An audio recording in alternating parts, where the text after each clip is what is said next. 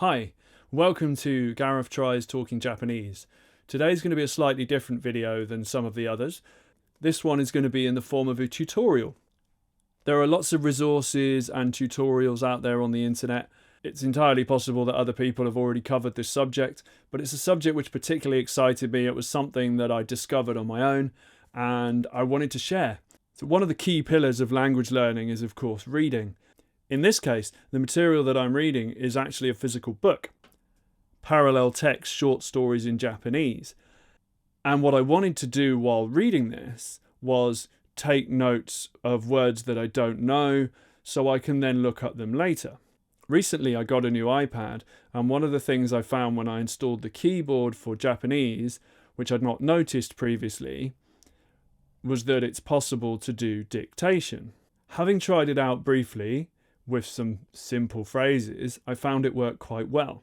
So when I came to taking the text from this book and getting it onto my iPad for then future study, or to get those pesky kanji off of the written page onto my iPad, I thought, why not try dictating?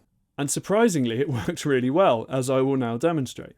So as you can see, I've got here a text processor. I've used this particular app because I can make a large font, so it's easier to see what's going on. And I'm just going to read from the book, and we'll see how we do. 女の子が男の子に質問する. So that was one sentence, quite a short sentence, but I can confirm that is entirely accurate. あなたはどれくらい私のことを好き? Now I'm going to take a different section a bit further into the story where the language is a bit more complicated, just to try and demonstrate how well it can cope with even, shall we say, less than stellar delivery. 誰にも思い出してももらえない根菜になってしまっていることがわかる.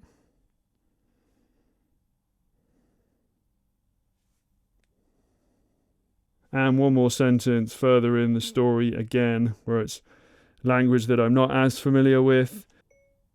それはおそらく人間が生きている中で経験する一番うちにことの一つなんだ.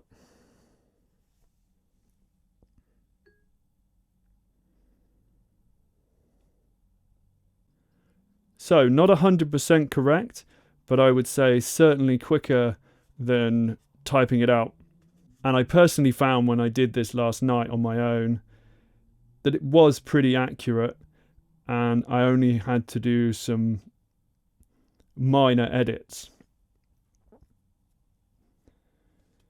But considering it was an entire page of Japanese that I'd never read before, I was pleased with the results.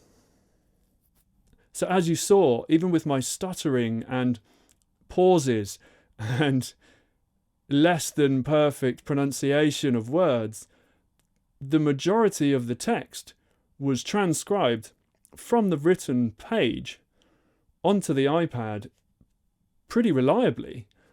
So for me, it just makes things so much easier. For one, those kanji are now on the electronic screen, so I could easily just copy and paste, look them up, whatever it was I wanted to do.